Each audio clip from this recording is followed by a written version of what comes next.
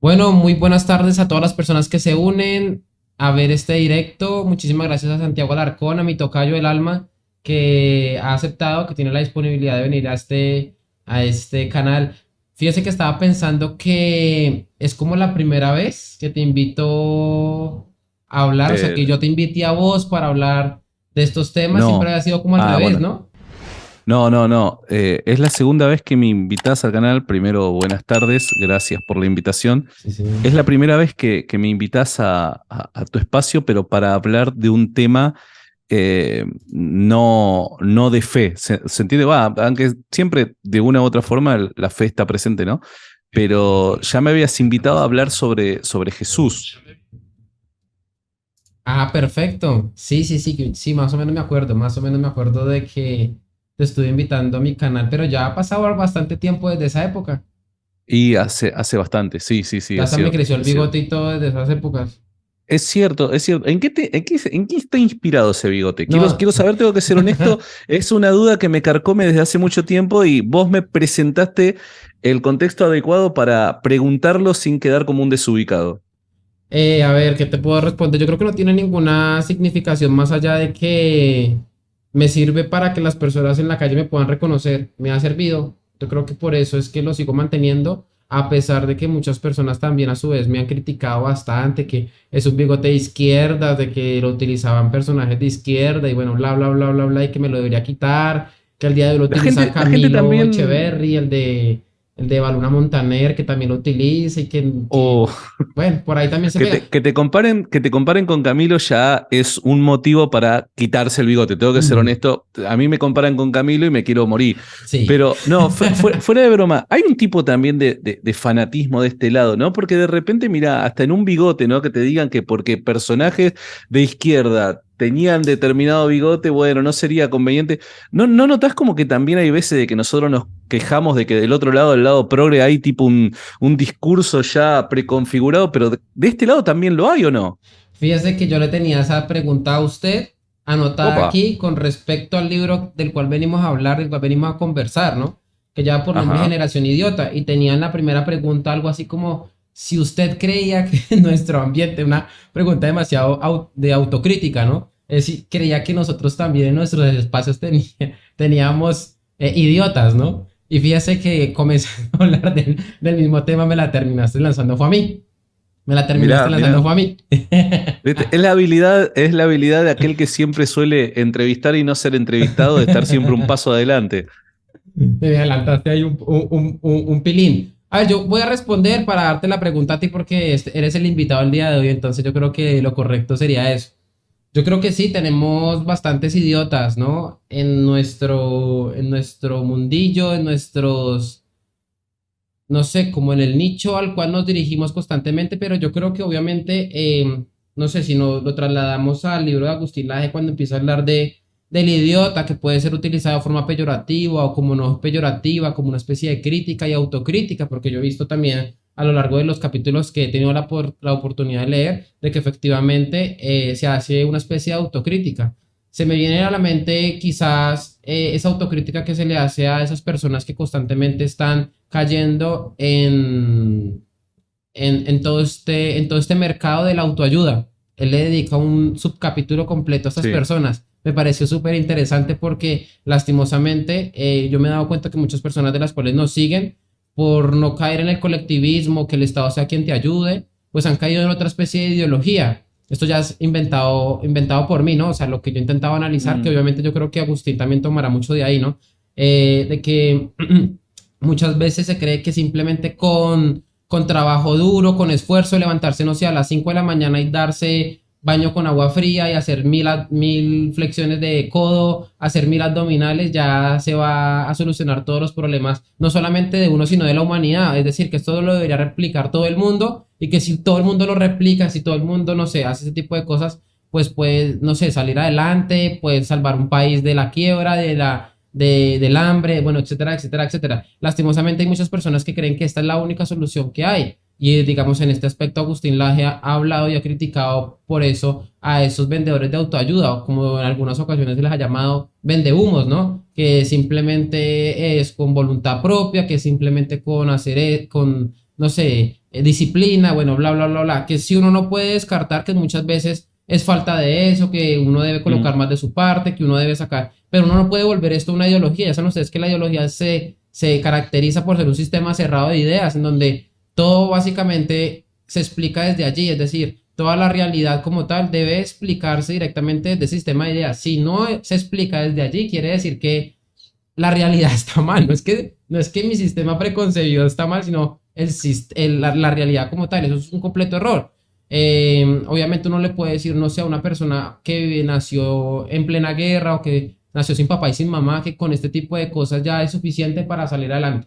No, pues yo creo que obviamente hay muchos otros factores que implicarían, digamos, que pues la sociedad pueda, digamos, abarcar y ayudar a esta persona que ha nacido, digamos, en un entorno social que prácticamente que pareciera que lo condicionara a seguir replicando lo que su propio entorno lo obliga a hacer, ¿no? Es decir, si usted nació en un ambiente en donde sus padres pues son muy drogadictos, la papá le pega a la mamá, pues usted probablemente, casi que por estadística se podría decir, ¿no? Obviamente que usted va a seguir los mismos pasos de él, ¿no? Pero esto no quiere decir que esté determinado, que eso 100% será siempre así, ¿no? Hay que tener en cuenta siempre que Dios nos ha otorgado libre albedrío para poder, digamos, discernir, ¿no? Y poder echar mm. por aquí o echar por allá. Entonces es como uno estar sentado sobre sus propios pies, mirar alrededor y revisar que efectivamente la realidad es mucho más grande que eso, de que no se puede reducir todo a ideologías. Lastimosamente, desde nuestros ambientes hay mucha ideología, liberalismo, libertarismo, hasta el propio conservadurismo en algunas ocasiones se puede considerar ideología propia. Bueno, bla, bla, bla, bla, Sí. bla. La idea pues es obviamente entender este tipo de cosas, ¿no? En eso yo creo que nos diferenciamos o intentaríamos diferenciarnos. La idea es eso, empezar desde estos lados, empezar a decirle a las personas, ojo con caer en esto, ojo con caer en aquello, lo otro, y obviamente poder diferenciarnos un poco de ese tipo de actuares. Bueno, creo que me he enrollado un poco, ¿no? De lo que yo he creído, que más o menos va por ahí con respecto a si estamos rodeados de idiotas. No sé vos qué opinas. Sí, a ver, entendiendo y haciendo la aclaración necesaria, aunque ya todos saben a qué nos referimos cuando hablamos de idiotas, ¿no? O sea, eh, no es en un insulto, ¿no? De nuestra parte, pero sí yo creo que lamentablemente eh, hay esos síntomas, independientemente del sector en el que busques, ¿no? Hay personas propensas a esa clase de síntomas. Te doy un ejemplo, vos lo desarrollaste muy bien, pero te doy un ejemplo de lo que vivimos acá en Argentina. Acá en Argentina estamos viviendo políticamente un tiempo clave, ¿no? Ajá. Nosotros, a partir de la crisis del 2001, se desencadenó una mentalidad, una popularidad muy grande en la mentalidad del argentino respecto al socialismo, ¿no? El socialismo lo abarcó absolutamente todo de forma creciente a medida que los años iban pasando.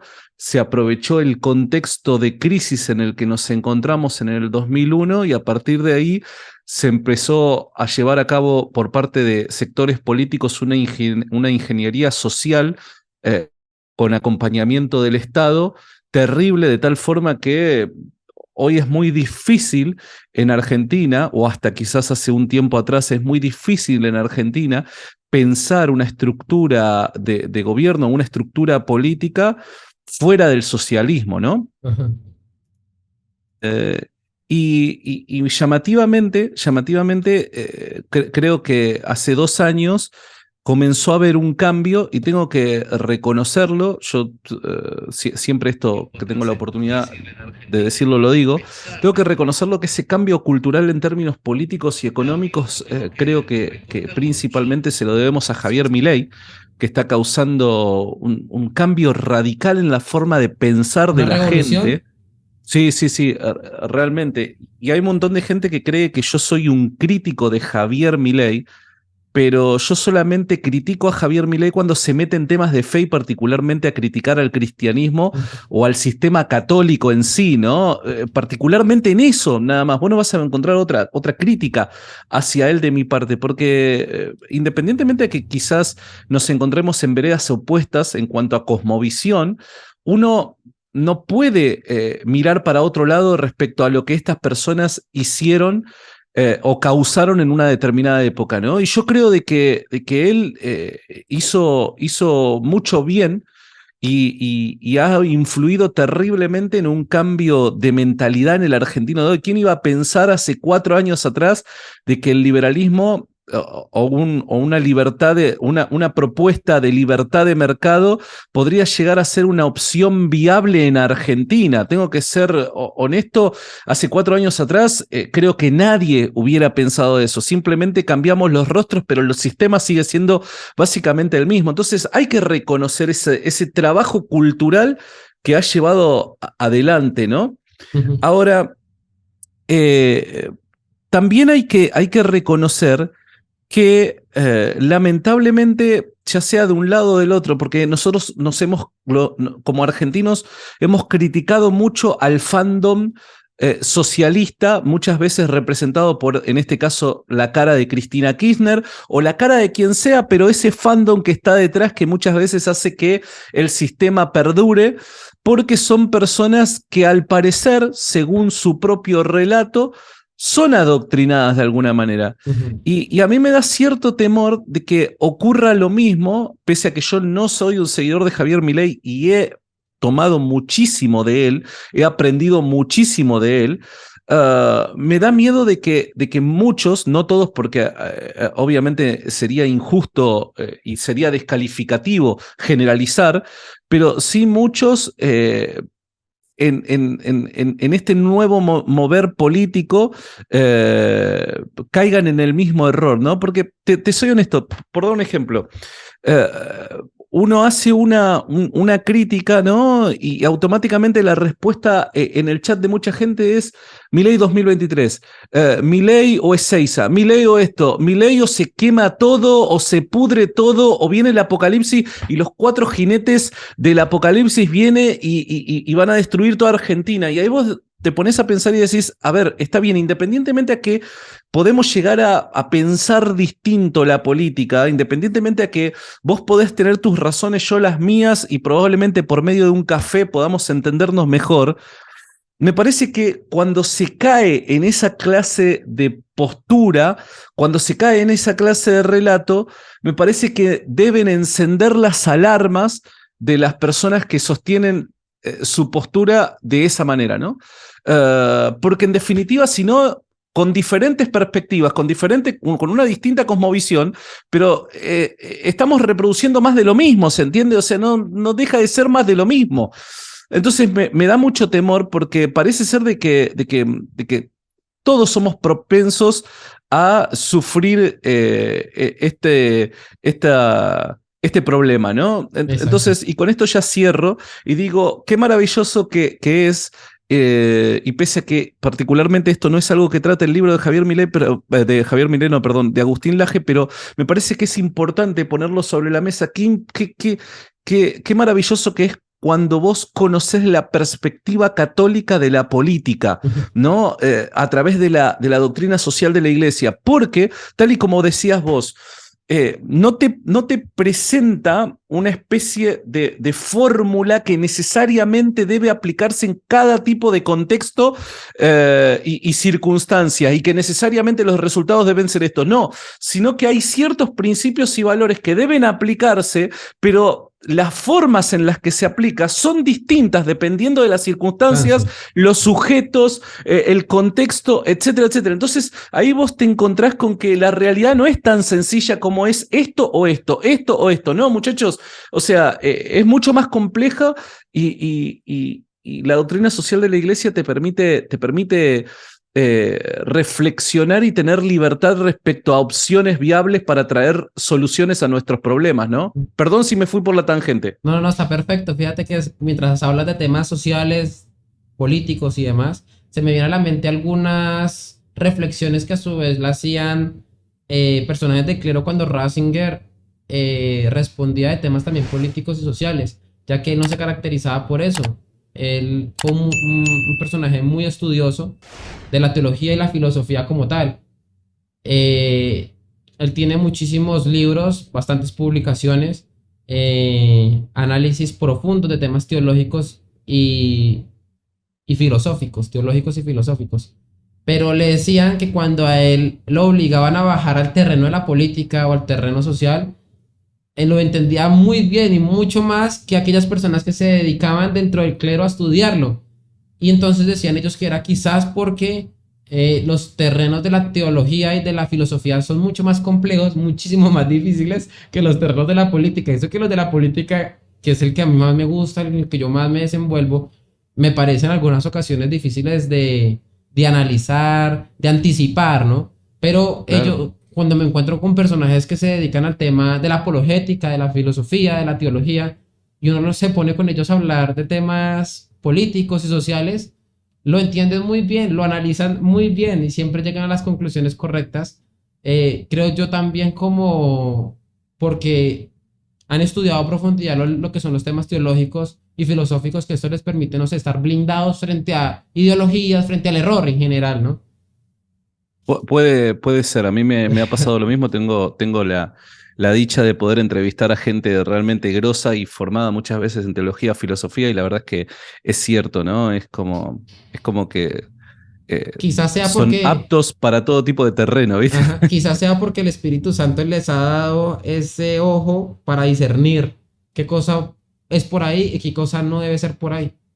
Puede ser, la verdad que ahí ya sería entrar en Mm, el terreno especulativo y la verdad que ¿no? no lo sé, pero Y es muy cierto, es muy cierto. yo lo he notado y también cuando hablo con todo tipo de personas así de ese estilo, cuando uno les menciona algo y ellos lo analizan a profundidad y todo, empiezan a discernir muy bien, no, esto sí, esto no. Y esto me alegra muchísimo porque yo creo que necesitamos también, y yo creo que aquí también podemos hablar a profundidad sobre quién podría ser el idiota y empezar también a caracterizarlo, ¿no? El propio Agustín Laje en los primeros capítulos lo aborda bastante bien con respecto a que para él, y bueno, estudiando efectivamente la filosofía griega, el idiota de esas épocas era un idiota que no tenía ni la actitud ni la aptitud, palabras más, palabras menos, no estaba cualificado ni tampoco tenía no tenía tampoco la actitud ni tampoco la posibilidad de hacerlo, ¿no? Por ejemplo, el esclavo de ese entonces, pues no le interesaba, no podía tampoco hacerlo y habían personas que aún teniendo la posibilidad no se interesaba por la política y dejaba que terceros tomaran las decisiones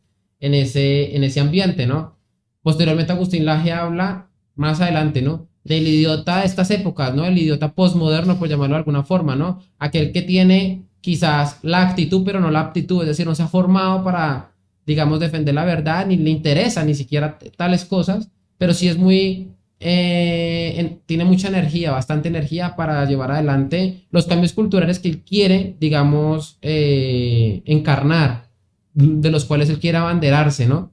Él tiene demasiada energía, toda la actitud del mundo, pero no tiene la aptitud. Y el idiota moderno, ¿no? Y el idiota moderno como tal, pues era el anterior al de nosotros, el de esa ruptura, el que por lo menos tenía algo de esa herencia que venía de esas épocas premodernas, lo dice el propio Agustín Laje, Mm. con esa palabra premodernas, pues no tenía la actitud, pero sí tenía la aptitud, pero dejaba que terceros tomaran la decisión. Ahora, yo te quiero preguntar a ti, ¿tú crees que en nuestros seguidores o en la comunidad a la cual nosotros constantemente nos estamos dirigiendo, quizás tengan actitud, pero les hace falta la aptitud? O sea, ¿están bien formados o no están bien formados? O en algunos casos, vos cómo los ves, que sí están bien formados, pero no tienen la energía y la actitud para llevar adelante, digamos, esa lucha que se espera de cada uno. No sé vos cómo lo ves.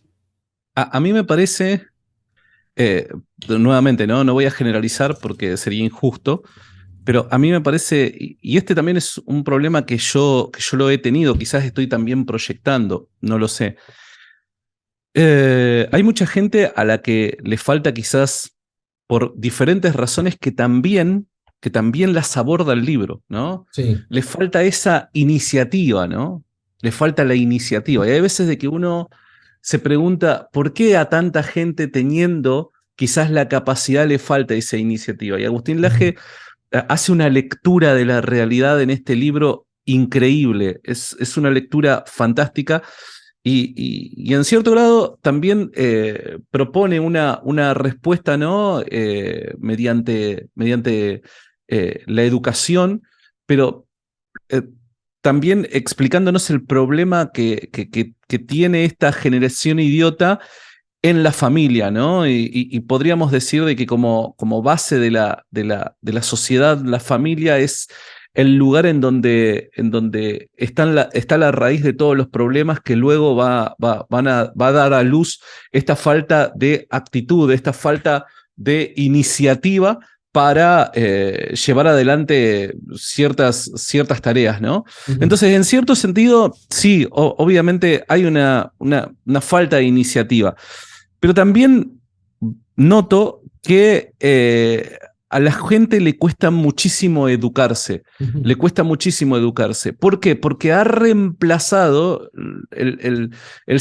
un sistema convencional de educación, ha reemplazado a la familia y ha reemplazado la formación tradicional por nuevas formas de educación o que cree que son nuevas formas de educación, pero que en definitiva lo único que han logrado dichas formas es crear, ¿cómo decirlo? Eh, no me sale la palabra, tipo ilusiones ópticas. ujú, ¿Por qué digo esto? Porque la gente hoy por hoy se educa mediante redes sociales. ¿Y por qué hago esta referencia? Porque nosotros trabajamos en redes sociales. Entonces, la gente noto de que tiene interés, que se interesa por lo que está pasando y que sus inquietudes trata de sacárselas por medio de las redes sociales. Che, Santi, ¿qué es esto? ¿Por qué esto? ¿Por qué lo otro? A vos te debe pasar mucho, ¿no? Que la ujú. gente trata de evacuar todas sus dudas, Mm, salir de la ignorancia en esa interacción en las redes sociales, viendo videos, esto que el otro, y demás. Y eso no es una forma apropiada de poder educarse. Y es ahí donde yo creo, al igual que Agustín Laje también lo explica en su libro, yo creo que si nos quedamos únicamente con esa forma de educación, los resultados no van a ser los esperados. Y lamentablemente hay veces que nos quedamos únicamente con esa forma porque es más acorde a nuestros tiempos. Quizás nosotros también venimos de una dinámica de vida donde nuestra vida solamente pasa por redes sociales, entonces creemos de que en vez de antes estar viendo videitos de TikTok, si ahora veo videos tutoriales, por dar un ejemplo, voy a educarme de alguna manera y no nos damos cuenta de que los resultados no son los mismos. Las redes sociales pueden ser muy útiles para llamar la atención, para el puntapié inicial, para generarte ese sacudón que te haga reaccionar, pero no sé hasta qué punto las redes sociales pueden reemplazar lo que según nosotros como cristianos es el modelo ideal para que las nuevas generaciones se eduquen, se formen y puedan forjar una identidad sólida, ¿no? ujú. En términos cristianos estoy tratando de explicar aquello que Agustín Laje nos deja en claro en su libro, ¿no? Entonces me parece de que hay un poco y un poco. De un lado, hay falta de iniciativa por problemas esencialmente en la familia, por falta de presencia paterna, por falta de presencia materna, por hogares disfuncionales. Hay una serie de problemas, conflictos dentro del núcleo familiar que no permiten al individuo desarrollarse, forjar identidad y formarse, etcétera, etcétera. Y a su vez también hay por una cuestión cultural, podríamos decir entre comillas, obviamente, en Occidente un gran problema, y es que hemos sustituido la presencia de la familia, ¿no? Por las redes sociales, y eso también nos deja un gran vacío educativo en las nuevas generaciones, Ujú. ¿no? Te digo porque a mí me ha pasado. Yo recuerdo que cuando comencé a estudiar también mi, ¿cómo decirlo? Mi centro educativo era las redes sociales, y me di cuenta de que eso te marcaba un techo. O sea, si quería realmente formarme, tenía que volver al camino tradicional, ¿no? A sentarme a los libros directamente, a la conversación, al diálogo con personas reales, con personas con experiencia, con personas que ya habían sido formadas y habían tenido todo una vida que me pudiera de alguna manera a mí educar, ¿no? Entonces, creo que es un poco y un poco. Ya, excelente. Fíjate que a la larga creo yo también que los cristianos están un poco blindados también con respecto a esa lógica digamos, desarraigar la familia de la educación. Quizás algunos cristianos tienen un poco más de respeto bueno, lo que se dice en la familia, lo que se enseña en la familia es lo correcto, es lo que se debe seguir, lo que se debe proteger, ¿no?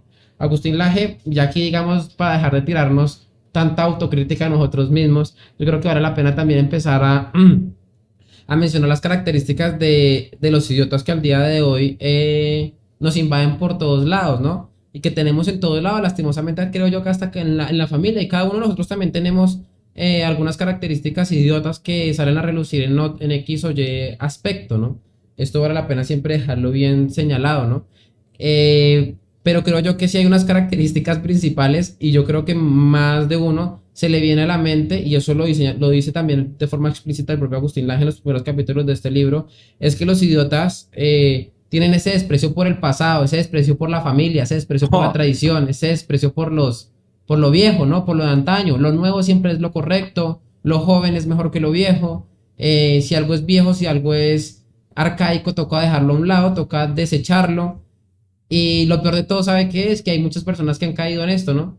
Digamos, para mencionar algo, ¿no? Los propios padres en algunos casos o hasta abuelos se dejan convencer de esto, ¿no?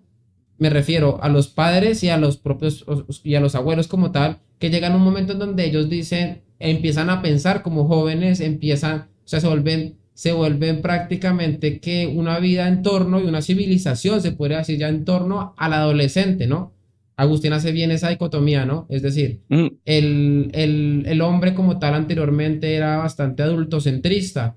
Las civilizaciones premodernas, pues, le tenía bastante respeto al adulto mayor. Se creía y se le daba bastante sitio de poder al adulto mayor, pero actualmente esto no es así. Es el adolescente el que está en el centro de atención y todo tiene que girar con base a él y todo tiene que volverse algo similar a él. Por ejemplo, los niños, hay una constante necesidad de que se vuelvan cada vez más adolescentes, ¿no? A través de la sexualización, ¿no? Se les está mirando la forma en la que ellos pues ya se salten la etapa de ser un niño y pasen a ser como una especie de adolescente. Y los adultos, allí está la dicotomía también, constantemente tienen que dejar a un lado estos pensamientos arcaicos, ser viejo, ser antiguo y empezar, digamos, a abrazar la adolescencia porque eso es lo nuevo, eso es lo correcto, eso es lo bueno.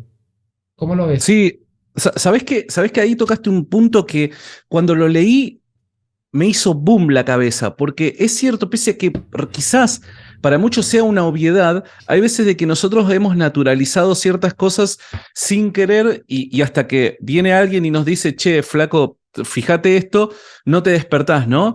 Perdón por nuevamente redundar en la fe, pero hay veces de que se me hace difícil poder desvincular, ¿no?, un análisis social de lo que mi cosmovisión me enseña, ¿no? Ajá.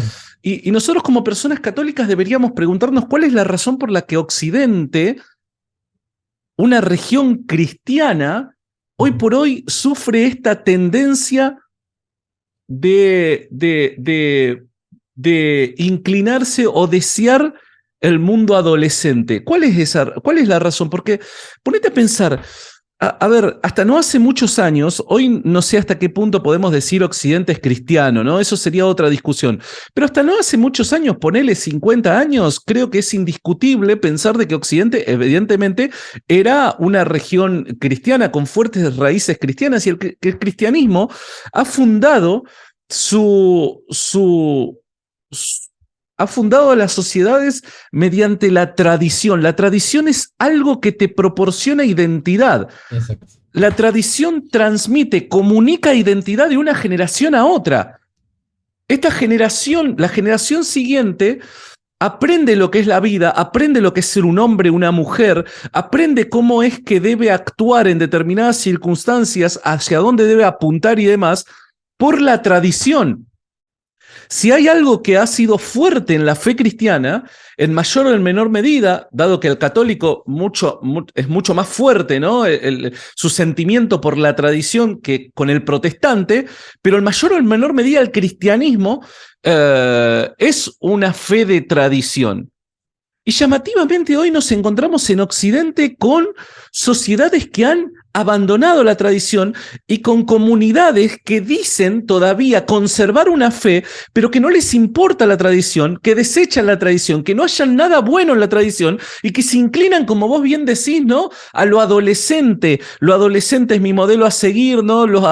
Hay que prestar atención a lo que dicen los jóvenes y cosas por el estilo, y ya el viejo ya es algo descartable, algo impensado para una cultura cristiana. Ujú. Entonces, te soy honesto, cuando leí esto, me hizo un boom porque dije, hay algo que evidentemente está pasando en la sociedad, particularmente en Occidente, y que quizás no lo estamos viendo, no lo estamos identificando con claridad. No sé qué opinas al respecto. Sí, sí, sí, yo también lo veo por ahí, pero mire que hay algo que me parece algo más ridículo, pero ridículo, y me perdonará la palabra, porque así como veo de ridículo al hombre que constantemente se está eh, deconstruyendo supuestamente de su masculinidad tóxica y todo lo demás, ¿no? Que usted lo ve ya vistiendo hasta atuendos femeninos, lo ve con falda, lo ve con crop top, lo ve hablando en lenguaje inclusivo, lo ve con el pelo pintado, lo ve exigiendo supuestamente aborto gratis y seguro para todo. O sea, un hombre completamente antihombre,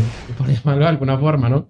Sí, Así igual de ridículo me parece a ese adulto mayor o ese adulto que constantemente está desprestigiando su propia tradición, su propio pasado, de dónde viene, porque quiere tener como ese verificado de parte de los más jóvenes para que lo introduzcan a un mundo al cual él no pertenece. Y yo lo mm, veo, no sé si allá en Argentina pasa, pero no sé si en mi familia, bueno, en personas cercanas, me doy cuenta de que muchas veces hasta me topo con padres de familia que en vez de querer ser el padre de su hijo, quieren ser su amigo. Y entonces ya no claro. solamente piensan como él, ya no solamente piensan como él, intentan, digamos, defender las cosas que ellos defienden, sino hasta visten como él. Sí, sí, Ya sí, como sí, sí, que sí. cada cambio quizás filosófico y ético requiere a su vez un cambio estético. Y eso se ve a la luz del sol, ¿no? Es decir, uno se da cuenta cómo estas personas constantemente están desprestigiando sus propias canas, están desprestigiando su propia sabiduría, que se supone deberían estar orgullosas de ellos, pero no, la desprecian e intentan después parecerse, así como el hombre que se desmasculiniza, que intenta parecerse a una mujer, así es el adulto mayor que constantemente se está quitando las canas, quitándose los años, porque para él eso es algo malo, es algo perverso, es algo arcaico y quieren ser jóvenes. Visten como jóvenes, piensan como jóvenes, me deja prácticamente que perplejo. No sé si pasa con el caso de, no sé porque no lo tengo muy presente, ¿no? Pero con el tema de, y lo habíamos hablado con lo de mi bigote, Montaner, el señor Montaner, que es supuestamente es cristiano y demás, ¿no? Pero cuando le preguntan por lo de su hija Índigo y su nieto, nieto o nieta, porque ya, ¿cómo será que ni siquiera sé por, por tanta presión mediática y porque entre ellos mismos se han esforzado en no revelar efectivamente cuál es el sexo biológico con el que nació, ¿no? Pero cuando a él Sí. le preguntan sobre ese tema, él intenta no entrar porque según eso él es lo viejo, lo arcaico, es Eva Luna y es Camilo Echeverry con su bigote particular el que supuestamente saben bien efectivamente cómo educar a su hijo, ¿no? Entonces él no entra hasta allá, ¿no? Dirá, bueno, pero es que es el abuelo. Lo que a mí sí me parece es que cuando uno se da cuenta que hay algo que termina afectando no solamente la parte física, sino psicológica de un ser cercano a usted, yo creo que estamos en la obligación también de poder actuar para evitar, digamos, problemas aún mayores, ¿no? Como lo es el caso tan nocivo de negarle, obviamente, desde pequeño lo que culturalmente está condicionado y ni siquiera condicionado, determinado por el sexo biológico. Entonces, si él nació siendo niño, entonces se le debería tratar como un niño, no desde pequeño estarle cambiando todo el esquema para que cuando esté grande esté totalmente perdido y esté creyendo que hicieron con él una especie de experimento, como si fuera una rata de laboratorio. O sea, es algo que me parece, y esto viniendo por parte a su vez de una familia que se dice ser cristiana, ¿no? Mm. Entonces esa constante como querer esconder lo que uno es, ¿no? Para querer parecerse a lo del medio. ¿Y qué dice el medio? No, que toca defender el lenguaje inclusivo, toca defender la ideología de género. Entonces es literalmente una generación idiota. Sí, sí, sí, pero además el hecho de boicotearse la identidad, ¿no? Porque el simple hecho de estar abierto a aprender de aquellos que evidentemente tienen un matete en la cabeza, porque de repente, ¿no? Un tipo como Montaner, usemos, a ver, usamos el ejemplo de Montaner simplemente por lo popular que es, ¿no? Pero hoy ese ejemplo representa a una gran parte de la sociedad, ¿no? Entonces, podemos encontrar ese ejemplo en el vecino al lado de nuestra casa. Y personas, ¿no? Adultas que están supuestamente open mind, ¿no? Que están Exacto. abiertas a romper con esas estructuras del pasado y están dispuestas a sentarse a oír el consejo, a recibir además aprobación por parte de los más jóvenes y que no son jóvenes muy inteligentes que digamos, si no son personas que están en contra de la realidad, de lo evidente. Eso es boicotearse la identidad, no es solamente crear, bueno, además de crear un caos de ideas, ¿no? Estás boicoteando tu identidad y eso me parece que es básicamente pegarse un tiro en el pie. Ajá. Entonces, reitero, ¿no? Y digo, ¿cómo es que llegamos hasta acá? ¿Cómo llegamos hasta acá? ¿Cómo es que llegamos hasta acá? Y es una buena pregunta porque me parece que preguntarnos eso también nos permite a nosotros empezar a pensar la respuesta, la solución al problema, porque evidentemente este es un problema generacional donde aquellos que supuestamente están para corregir, direccionar, son aquellos que más afectados están. Ajá. Porque vos decís, cuando decís generación idiota, vos estás pensando quizás en adolescentes de 14 a 19 años, pibe, viste, que están en la edad del pavo, diría mi vieja, y que bueno, más o menos los tenés que acomodar las ideas, pero el problema está en que los adultos son los que están inmersos en esta crisis de identidad, crisis existencial en la que desean parecerse al pibe de 14 años que no sabe de qué trata la vida. Entonces ahí vos te preguntás, ¿cómo resolvés este problema? Y esa causa de esta crisis de identidad que me parece que personas como, o niñas como Greta Thunberg, ¿no? Pueden de repente levantar la voz y retar a todo un grupo de políticos, ¿no? Diciéndole básicamente ustedes no sirven para nada. No, o sea, digamos que ya también en su momento, o que en un futuro, ¿no? Quizás ya hicieron conmigo un producto más, pero esto fue porque mis papás a su vez lo permitieron, porque a su vez, y de hecho si han visto, los propios papás tienen ya, pareciera que una fábrica de niños que intentan, digamos, absorber para sí mismos banderas, ¿no? Entonces que ya están preparando a la hermana de Greta que para llevar adelante la bandera del veganismo. O sea, han hecho con eso una especie de negocio, pero no porque lastimosamente estos niños hayan caído en la red de los padres que han hecho con ellos un negocio, ¿no? Entonces, han sido los papás que han caído, digamos, en este idiotismo y lastimosamente eso termina pasando de generación en generación. Vos hablas, y me parece muy interesante lo del tema de que se ataca la identidad. Un subcapítulo del capítulo 2 de Agustín Laje lleva por nombre la identidad y el previo, el sentido. Él menciona de que efectivamente en esas sociedades premodernas esa identidad era dada por su papá y a su papá se la daba a su abuelo y sucesivamente, ¿no?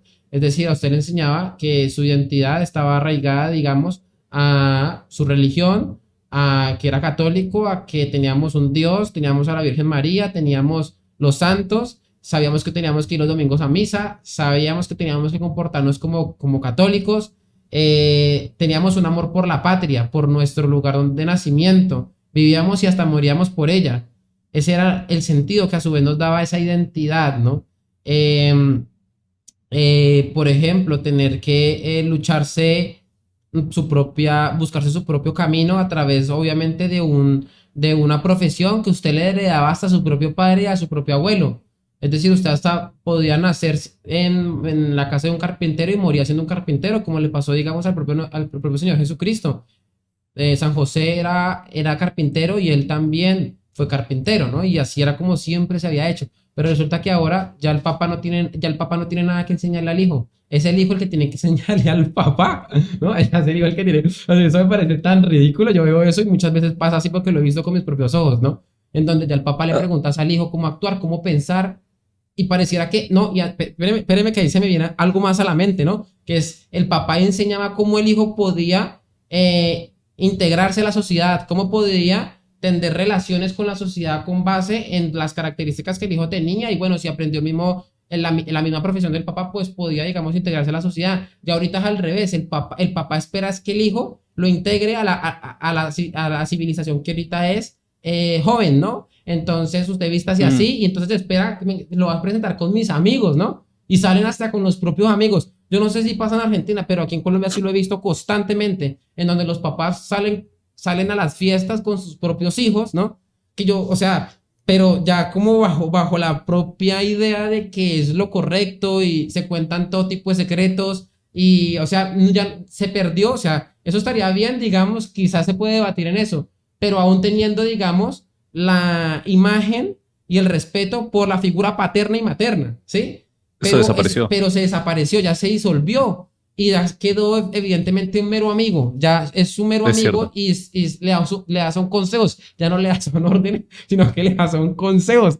Entonces yo veo esto y yo quedo pero perplejo, porque se ha roto con esa identidad, ya el papá no tiene nada que heredarle de dicha identidad, hasta el equipo de fútbol, anteriormente el papá le heredaba su propio el propio equipo de fútbol a su hijo. Ya no sé si tanto así, yo creo que esta generación es la que menos, quizá la generación más nueva es la que menos disfrutará de fútbol. Las generaciones, no sé, del 2000 para acá, quizás en Colombia, no sé si en Argentina, allá en Argentina el fútbol sigue siendo muy vivido, ¿no? Sí. Pero no sé si se vive de la misma forma que se vivía en las generaciones pasadas.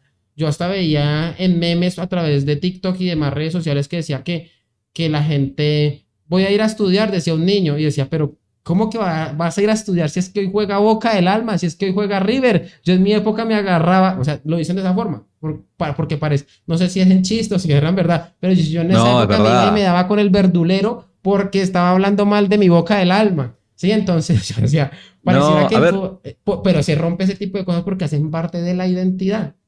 sí, totalmente. A ver, yo me crié solo con mamá, entonces también, y está muy bueno, hay una parte donde Agustín Laje se mete de lleno en el libro, en el tema de la familia, ¿no? Lo toca el tema de la familia en todo el libro, Ajá. pero hay una parte donde se mete de lleno en el tema de la familia y cómo los roles en la familia son irreemplazables. Y yo como hijo único, que fue criado solo por madre, Ujú. te puedo decir que todo lo que él describe respecto a la ausencia paterna y sus consecuencias es todo real, es todo así, es así. Eh, y yo veía, tenía muchos amigos, ¿no? Y veía cómo, a ver, el fútbol es un culto, ¿se entiende? En Argentina el fútbol es una religión, básicamente. Y vamos a la cancha, y el vamos a la cancha no es algo donde participa una persona aislada de la familia. No, no, no. Es el padre le marca el camino al hijo y es voy a la cancha con papá. Papá me lleva a la Eso. cancha a ver a River, a ver a Boca y es el padre que marca el camino. Se ha perdido eso que Agustín Laje lo dice muy bien y dice ese sentido de admiración por la figura paterna, dado que cuando hay una admiración hay un deseo de imitación, ¿no? Se pretende imitar a la figura a la cual uno admira. Y hoy por hoy ya no se admira a los padres, no se admira a la madre, no se reconoce el sacrificio de los padres ante una determinada circunstancia económica y cómo ha laburado todo el día, llega cansado. Eso ya no se reconoce. Básicamente hoy el padre es un boludo. Disculpa que utilice estos términos, ¿no? Pero el padre hoy es un boludo. Un idiota. Es un boludo que labura, que, nada, no tiene sueños, no aspira absolutamente a nada. Para lo único que sirve el padre, si es que sirve para eso, si es que sirve para eso, es para traer dinero a casa. Pero para otra cosa no sirve. Entonces es simplemente alguien que mantiene las necesidades físicas de un conjunto de personas que por alguna extraña razón de la naturaleza el destino ha dicho que deberían vivir juntos. Pero nada más que eso termina siendo la familia, ¿no? De Ujú. hecho, referías a un ejemplo, este ejemplo de las amistades, ¿no? Que hay entre padres e hijos y cosas por el estilo. Yo recuerdo, no sé si a vos te pasó, probablemente te ha pasado. Yo recuerdo que cuando era chico, yo he causado, en cierto sentido, he causado muchos momentos donde mi mamá se ha avergonzado. ¿En qué sentido? No se ha avergonzado de tenerme como hijo, sino viste que hay ciertas macanas que uno como chico se manda y que la Ajá. madre dice, ¿cómo vas a hacer eso? No, eso enfrente de la gente no se hace, cosas por el estilo, ¿viste? Sí, ¿Por qué? sí. Porque uno es chico y está aprendiendo y todavía no sabe quizás cómo es que debe actuar en determinados contextos y demás. Hoy por hoy pasa todo lo contrario, son los padres aquellos que avergüenzan a los hijos Eso. y son los hijos aquellos que le dicen, no, papá, ¿cómo vas a hacer? No, ay, pero perdón, ¿qué? ¿Metí la pata? Y es como que la persona, padre o madre, se baja a ese nivel y quizás un nivel todavía más bajo que el chico y le dice, bueno, explícame cómo que tengo que hacer, qué es lo que debo. No, campeón, no, crack. Y estamos adoleciendo de esa clase de personas, ¿no? Por dar un ejemplo en esto que te decía, ¿no? Que los padres hoy son el boludo de la familia. Nos encontramos con ejemplos como Los Simpson, como Casados con Hijos, donde los medios de comunicación reproducen un prototipo o un tipo de familia, ¿no? Un tipo de persona que cumple un determinado rol que es básicamente lo opuesto a lo correcto, a lo bueno, ¿no? Y lo festejamos, lo celebramos y sin querer no nos damos cuenta de que al consumir esa clase de contenido reproducimos lo que los medios nos dan, lo que los medios nos venden. Y quizás en la medida en la que vos seas ya una persona adulta, puede ser que esta clase de influencia sea menor sobre vos. Puede ser de que sea menor, puede ser. Deberíamos ver de qué forma vos te afecta. Pero en los niños, esto es terriblemente influyente. De tal manera que los medios de comunicación, al reproducir esta forma de familia, este prototipo familiar, los niños terminan imitando esta clase de actuar, ¿no? De comportamiento.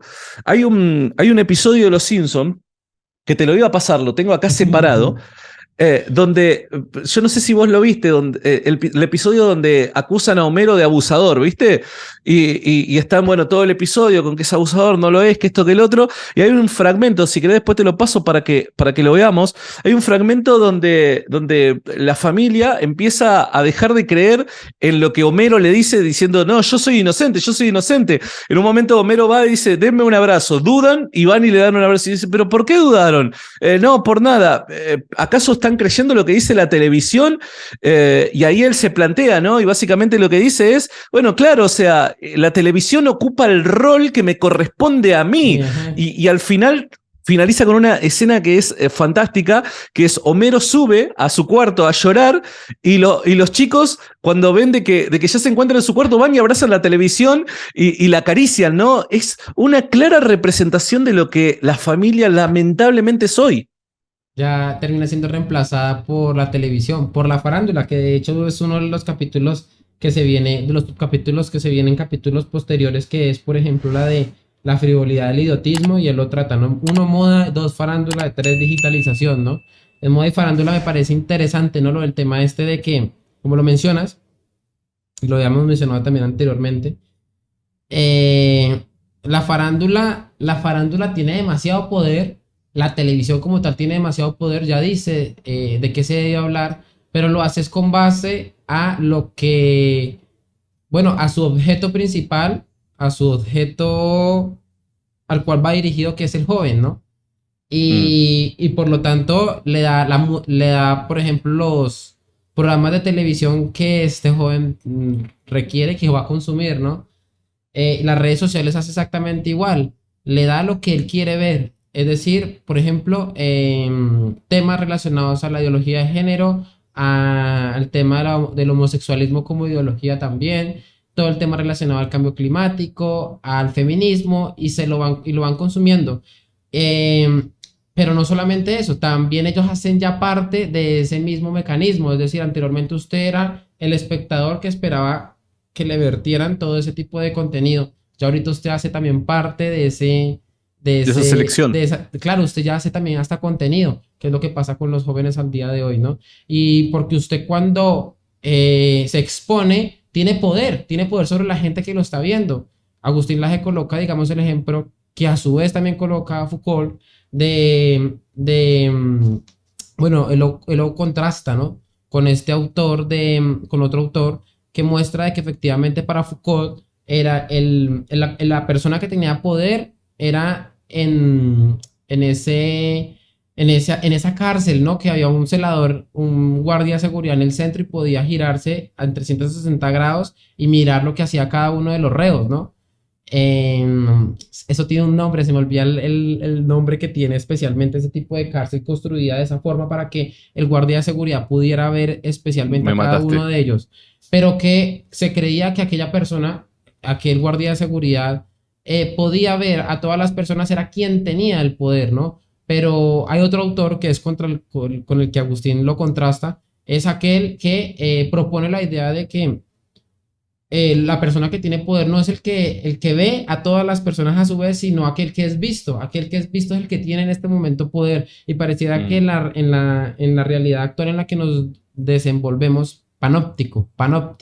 Aquí se me había olvidado, ¿no? El panóptico, que es creado efectivamente de esa forma, ¿no? Para que el guardia de seguridad revise a todos los reos y él se supone que tenía el poder. Pues bueno, ahorita lo que usted intenta voluntariamente es que las personas lo vean, lo dirijan todas sus miradas hacia usted, porque ahí es cuando usted tiene poder, ahí es cuando usted tiene el poder sobre el discurso.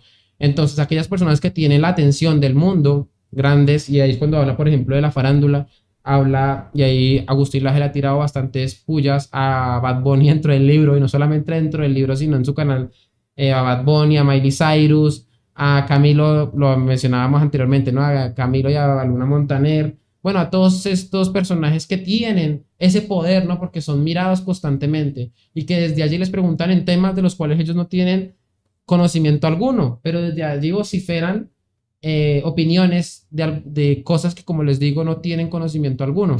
Y desde allí pareciera que terminan condicionando a la política en general. Y coloca a Agustín Laje en esos capítulos, por ejemplo, el caso de que para la campaña en Estados Unidos de Joe Biden, no necesitaron, digamos, traer a los mayores filósofos para que promovieran la candidatura de Joe Biden, sino que lo que hicieron fue contratar bueno, a un montón de Artistas. artistas, pero un montón de los más top a nivel mundial. A ellos los tenía ahí y muchos de ellos voluntariamente, o sea, voluntariamente iban a que, bueno, a recomendar al propio Joe Biden para que Joe Biden fuera el ganador en esas elecciones. Lo consiguen y lo alcanzan, ¿no? Entonces ya no es el papá, no es la familia, no es, digamos, la tradición la que vela por su identidad para que usted tenga un sentido en su vida, sino es la propia farándula la que le termina condicionando la política, la cultura, termina básicamente condicionándolo todo. Usted está prácticamente que al merced de lo que ellos quieran hacer, lo Mm. que quieran hacer con usted, ¿no?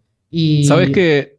señor, Si me permitís meter un bocado nada más de, ¿sabés qué? Me hiciste recordar la gran discusión que se dio 2017-2018 en Argentina respecto a la legalización del aborto. ujú, Cuando vos veías la discusión que se daba en el Congreso, donde debían participar, bueno, los legisladores, ¿no?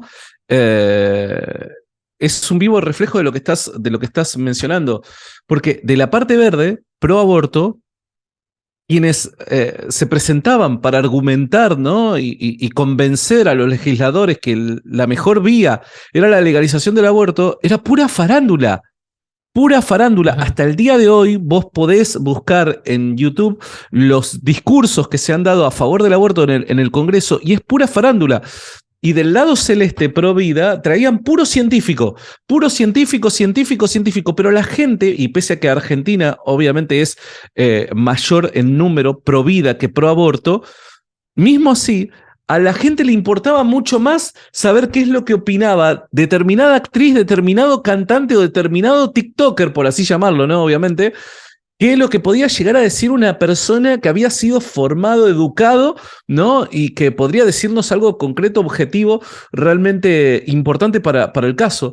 Me hiciste recordar eso porque es un vivo reflejo de lo que estás mencionando. Así es. Y con el tema de la moda también, ¿no? Por ejemplo, el pañuelito verde. Yo dicté un curso para la Academia Hispanoamericana de Política y Cultura, que por cierto el día de mañana comienza el curso de ideología de género. Se pueden inscribir en la página web www.academiahpc.org. Ahí qué pena un espacio publicitario. Pero yo dicté un curso en, en el curso integral Pro Vida sobre el tema cultural y analizaba sobre el pañuelito verde, que es un verde, pero no es cualquier verde, es un verde venetón que la propia página Vogue le hace como un artículo especialmente diseñado para las mujeres que quieren combinarlo con su outfit del día a día, ¿no? Entonces, si usted tiene el pañuelito verde, bueno, se puede colocar esta blusa de tal color, se puede colocar este pantalón de este color y para que le combine con los zapatos de que tiene que utilizar de este color y de esta forma se va a ver totalmente armónica a la hora que salga a las calles con su pañuelito verde. Ah, pero ahí está, o sea, le hacen todo el análisis de la moda supuestamente para que pueda salir en el día a día, ya no como digamos un atuendo que se utiliza para salir a las marchas, sino que lo de las marchas va a estar en su día a día a través de su outfit, es decir, trasladar la protesta al día a día. Usted constantemente cuando salga en su moda, en su forma de vestir, va a tener efectivamente que llevar ese atuendo. Y no solamente eso, lo hacen también otras marcas, ¿no? Que Balenciaga, que Versace, y todos ellos ya venden, no hacen la moda con base a si se ve bello o no se ve bello, sino que tiene que ser especialmente con el panfleto feminista, ¿no? Entonces la camiseta dice feminista, entonces ya la persona no lo compra porque se vea bien, no lo compra porque le vaya a lucir, sino que lo compra es porque tiene un mensaje detrás, ¿no? Porque tiene una campaña detrás. Y esto pareciera que a su vez intenta desplazar a la moda o la moda a la vez que se mercantiliza todo a su paso, ¿no?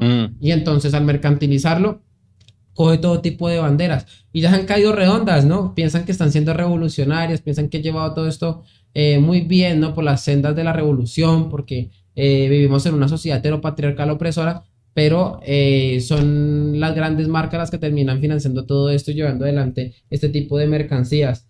Ya para acabar, Santi, no sé si quieramos hablar o si quieras hablar, digamos, algo con respecto a la propuesta que da Agustín con respecto a una educación radical, ¿no? Con una especie de educación. ¿A qué crees vos que en el fondo se está refiriendo Agustín con esto de una educación radical? ¿Qué se te Bueno, viene a la mente?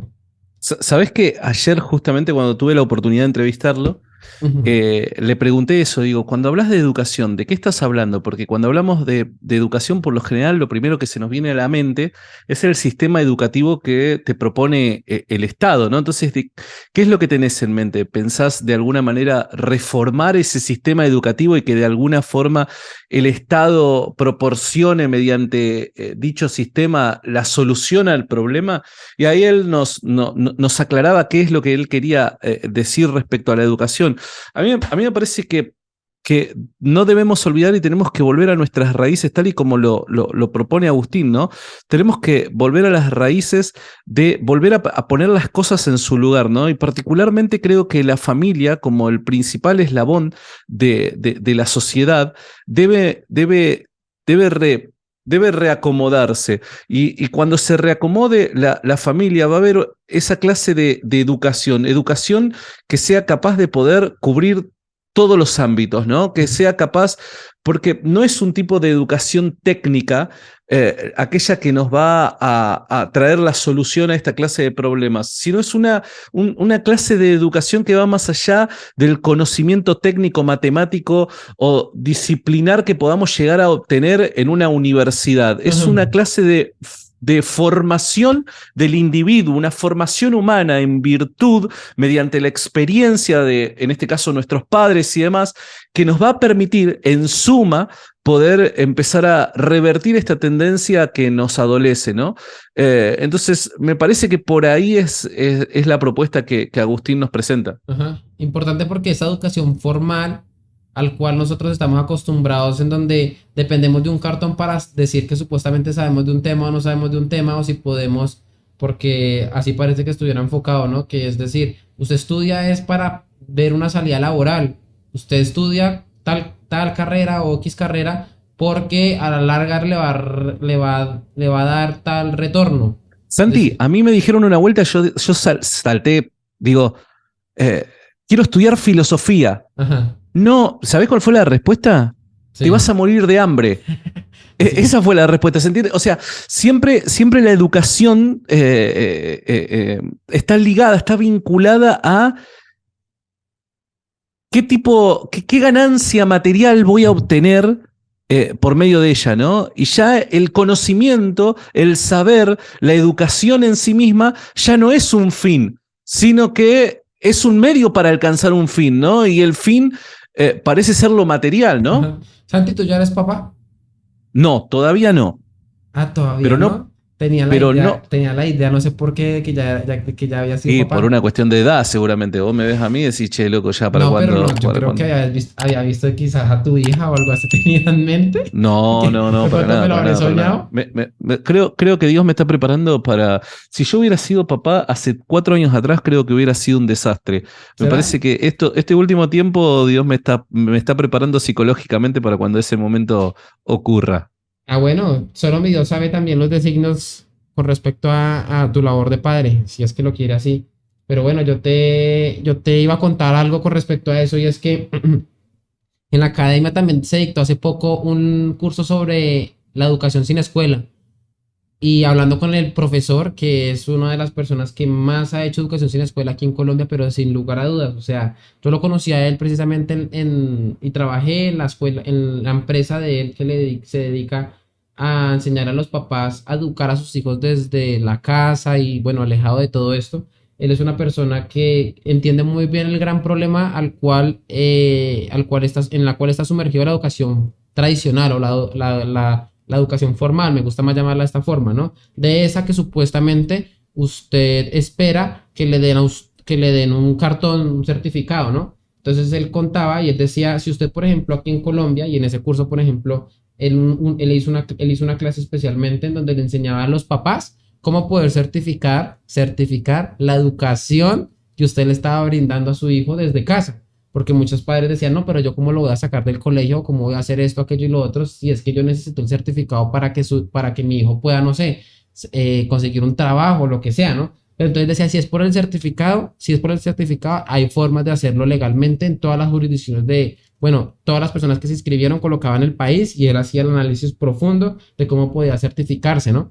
Eso me pareció súper bueno, súper interesante, un curso, pero 10 de 10. El tema es que él cuenta, por ejemplo, no sé si aquí si pasa en Argentina, pero aquí en Colombia, usted entra a la educación como un niño, ¿no? Educa a la educación primaria, después secundaria, y cuando se va a graduar de la educación secundaria, usted le hacen una prueba estatal para medir, digamos, como su nivel, y depende de su nivel, usted puede aplicar a becas para entrar a una universidad pública o cualquier universidad le puede brindar una beca dependiendo, digamos, el porcentaje que tuvo, el resultado que tuvo en ese resultado, que lo llaman el ICFES. Bueno, el tema es que él dice para usted presentar el ICFES, o sea, para que su hijo presente el ICFES no es necesario que vaya al colegio. Y de hecho, dentro de los propios colegios, aquí en Colombia pasa siempre solamente que la gente no se pregunta por qué lo hacen. Dentro de los propios colegios, cuando el niño está ya para graduarse el año anterior, empiezan a ir de forma particular, porque eso lo tienen que costear de forma particular, empresas que se dedican a enseñarle a los niños cómo responder correctamente a esa prueba, ¿no? Se dedican a enseñarle cómo para que puedan tener un buen resultado en esa prueba y salir a estudiar en alguna universidad, ¿no? Entonces él dice, estas empresas hacen eso también a cualquiera. Usted puede ir allá y le dice, yo tengo un hijo, quiero que por favor me lo eduquen, me lo instruyan, porque eso ya ni siquiera es educación, es una especie de instrucción en donde en preguntas específicas que le pueden salir hasta por estadística. Y fíjese cómo le estoy diciendo, usted prepara a su hijo para que salga y responda bien la prueba, porque usted lo educa solamente pasa prueba y nada más que pasa prueba, no para el vivir, no para la formación Mm, espiritual, no para ser más feliz, que eso es algo también importante que trata el profesor, ¿no? Sino para responder esa prueba, ¿no? Entonces, pero él le dice, si el problema es por eso, usted lo hace de esa forma, ¿no? Pero si usted lo que le preocupa es, digamos, que su hijo no está siendo feliz en el colegio, no le gusta lo que está estudiando, pues usted puede hacerlo, pues usted puede utilizar esa educación sin escuela para averiguar efectivamente su hijo para qué es bueno, en qué le va bien y pues el talento en dónde está, ¿no? Desde pequeño, ¿no? Usted espera supuestamente a que él ya se gradúe y le paga hasta la carrera muchas veces para que la mitad de carrera diga, a mí eso no me gusta, para que a mí le diga a usted, eso no es lo que yo me veo haciendo en un futuro. Y esa plata la termina perdiendo, pero usted no solamente perdió la plata, sino que perdió 20 años con su hijo, viendo que usted puede utilizarlos ya enfocándolo directamente en lo que a él lo puede mm. edificar, le puede ayudar también en la parte espiritual, lo puede ayudar también, pero no, eso nunca se pregunta desde la educación que inicia, digamos, desde el primer momento, que eso desde usted con su hijo desde pequeño ya lo puede ir revisando, enfocando, en qué le puede gustar, qué le puede gustar, si esto, aquello, lo otro. Le pregunta por su felicidad. Eso es algo que al día de hoy en la educación formal no se da. Pero Es cuando uno se cierto. pregunta en una educación radical, es necesario, digamos, tener un certificado, es necesario tener nosotros un cartón que le diga, bueno, esto me va a dar para comer, esto no me va a dar para comer, qué es lo que debemos hacer especialmente. Obviamente esto es súper importante, pero yo creo que también las redes sociales y espacios como eso nos ayudan a monetizar nuestro gusto, nuestra felicidad. Yo por lo menos tengo la posibilidad de vivir haciendo lo que me gusta, que es hablar de todo este tipo de cosas, ¿no? De hablar de este tipo de cosas, ¿no? Pero si usted se da un repaso por Twitch o sea un repaso por TikTok, ahí se encuentra con personas que están pintando un cuadro. Usted entra, en serio, están con un cuadro y dicen que por cada donación se colocan un punto en la cara y que cuando se tiene la cara completa regalan el cuadro, lo envían a cualquier lado, ¿sí? O sea, pero así están monetizando lo que les ha gustado. Yo creo que en el momento cuando le dijeron, no, usted va a pintar cuadros, se va a morir de hambre. Pero lo que no saben es que si usted lo hace por pasión, si le gusta especialmente, pues uno va a ser feliz y segundo, eh, más adelante la propia vida, yo creo, y si se encomienda uno a mi Dios, le va a ayudar la forma en la que uno pueda monetizarlo de la mejor forma posible, ¿no? Y qué mejor que vivir de algo que a uno le gusta, cosa que la gran mayoría de personas no pueden hacer al día Mm, de hoy. De hecho, en uno de los capítulos anteriores, el propio Agustín comentaba con el tema este, que como ya las personas no tienen identidad, ya no tienen identidad y no tienen el sentido, las tasas de suicidio están disparadas y él se tira 2 páginas mostrando puras estadísticas de suicidio en todo el mundo, ¿no? De jóvenes, de parejas homosexuales, de las feministas también que se suicidan. O sea, hay un montón totalmente disparado. Pareciera que eso fuera la propia pandemia, ¿no? Pero de eso no se sí. habla, ¿no? Entonces, cuando yo creo, ¿no? Que el llamado a la acción debería ser eso, ¿no? Empezar a preguntarse sobre lo que a uno le gusta, lo que a uno lo hace feliz. ¿Qué es? Mucha gente, fíjate que en el curso habían varios papás que le decían al profesor, imagine que yo como papá se supone que tengo que educar a mi hijo para enseñarle lo que a él le gusta hacer, lo que lo hace feliz, pero yo ni siquiera sé lo que me hace feliz a mí. ¡Pah! Una piña en el hígado es eso. Antes de irme, al principio señalaste algo que me llevó también a una autocrítica de nuestro sector, ¿no? Por así llamarlo. Eh, Fíjate cómo también, y a vos te habrá pasado en estos cursos que das 1 millón de veces, ¿no? Un montón de gente bien intencionada que de repente ve todo un laburo que se está haciendo en redes sociales de forma presencial, la batalla cultural y cosas por el estilo, y vienen con la idea de que me enseñes a debatir y a responder ciertas objeciones para salir victorioso en un entredicho En que una pueda llegar a contienda. tener con... Y ahí vos te pones a pensar y decís, bueno, no, pero esto es reproducir más de lo mismo, ¿se entiende? Estás Ajá. reproduciendo más de lo mismo y estamos cayendo en aquello que tanto daño nos ha causado, ¿no? Entonces, también de nuestro lado hay que hacer una mea crítica en ese sentido, ¿no? Una Así mea es. culpa, perdón, en ese sentido, porque hay veces de que no nos damos cuenta que sin querer nos inclinamos hacia aquello que está de moda, ¿no? Hay un montón de gente que veo que se suma a esto del debate, la batalla cultural y Ajá. cosas por el estilo, pero simplemente porque lo entiende como una Ajá. moda. Ahí están todos metidos en esto, estamos todos en esta misma onda y yo como no quiero ser distinto y quiero ver a ver cómo puedo argumentar, defender. No, no, no, no. Me parece que cuando perdemos de vista de que el objetivo es la educación, la formación, la forjación la forjación, perdón, no, el forjar el espíritu del individuo, ahí la cosa cambia, ¿no? Debemos trabajar para forjar ese espíritu en el individuo de tal forma que luego los resultados Ujú. sean los esperados. Así es, Santi. Pues bueno, yo creo que hemos abarcado varias cosas interesantes del libro, ¿no? Yo creo que ha salido Sí, interesante. Me ha creo gustado que salió muy mucho. bien. Me ha gustado Sí, muchísimo, me ha gustado muchísimo. Creo que se pudo discutir varias cosas interesantes con respecto al libro. Espero también las personas que nos hayan visto les haya aportado algo para entender mejor el libro, poderlo estudiar también a profundidad. Sigan también a Santiago. Le agradezco también a Kenia que nos está siguiendo en este momento en mi canal de Twitch. Muchísimas gracias por ello. Recuerden que yo hago directo todas las noches a eso de las 9 p.m. Colombia. Hablamos del panorama político nacional, internacional, hablamos también de otro tipo de cosas, reaccionamos a todo. Bueno, y sigan también a Santiago Alarcón, que él tiene también su propio canal de Twitch. Es de las pocas personas que se ha animado a dar la batalla también por Twitch, una plataforma que es bien juvenil, ¿no? Bien juvenil sí. y que pues la idea también es llevar este tipo de discusiones a plataformas que tengan ese tipo de estilos y de público. Pues bueno, Santi, muchísimas gracias por tu tiempo y estamos en contacto cualquier cosa. Te mando un abrazo enorme y gracias por la invitación.